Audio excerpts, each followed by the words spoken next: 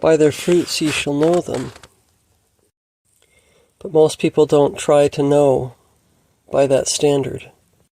Some don't want to know. They want to go on and have everything continue to be what it is. And then there are others who, when they discover that something doesn't seem quite right, go searching, digging through the history, seeking to know the truth. They want the world. They want the witnesses. They want the evidence to give them a smoking gun. But that's not how you know. That manner of seeking the truth is also misleading, as much and sometimes more as the people who, or rather the approach of the people who do not want to know the history. And so it turns out that you can only know a person by their fruits. There has been evidence, always, to convict the servants of God of evil. There was a reason why they crucified Jesus. There's a reason why Socrates drank the hemlock. There's a reason why Isaiah was sawn asunder, put in a log and sawed in half, why they stoned others, etc.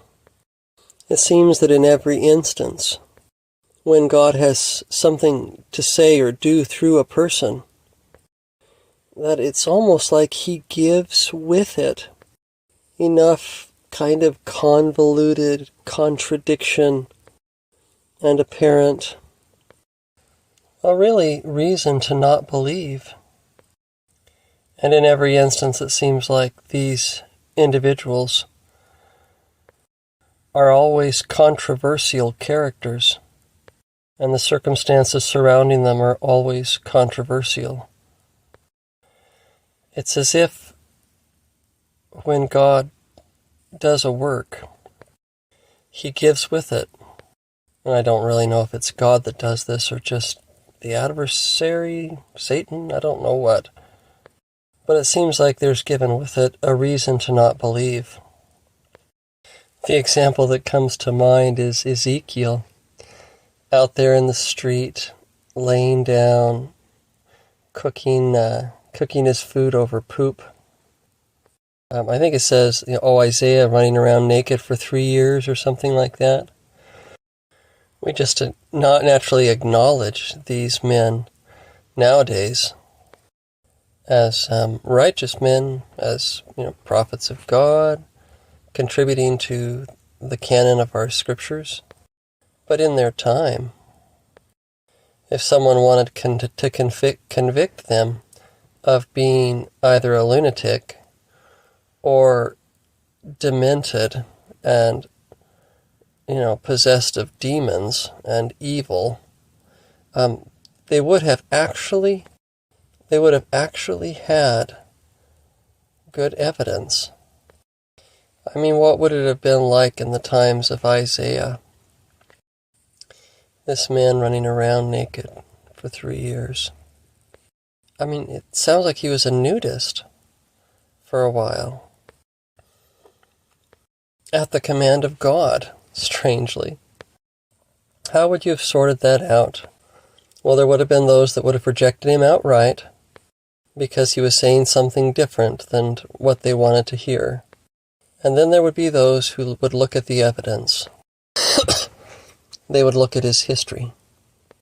Well, from this year to this year, he was out there running around naked. And then he did this crazy thing and that crazy thing. This evil thing and that evil thing.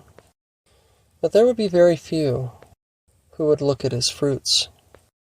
But perhaps there was a couple who would look and say, "Have you read what he's written?" And they would say something to the effect of, "I sense light in what he's saying. I sense truth. It resonates with my soul.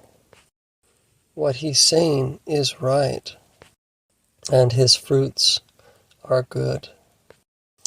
And then that brings us to, well, how do we know if the fruit is good? Some people would say that good fruit means it lines up with everything I already believe. That's good fruit. Others would say that good fruit means that it lines up with the scriptures that we already have.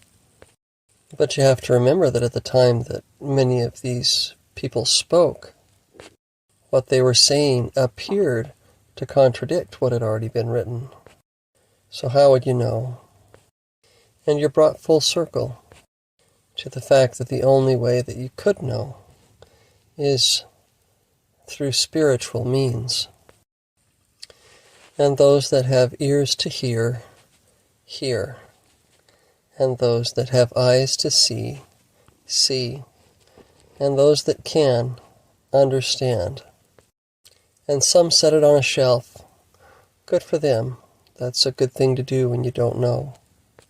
And then others rail against it, pretending all the while that they serve God, because they have what they think is a smoking gun. And so they stone their sages, their poets and their prophets. They saw them asunder. They crucify them, or they give them hemlock to drink. And all because the truth is not in them. And so I really wonder if the answer is to turn to God, to seek to know the truth through the manifestations that come out of the unseen place, to know by that knowing that you can't explain through outward things, if a thing is true, if a work is of God. And then I think, last of all, not to bundle it all together, not to fall prey to the idea that all will be well in Zion.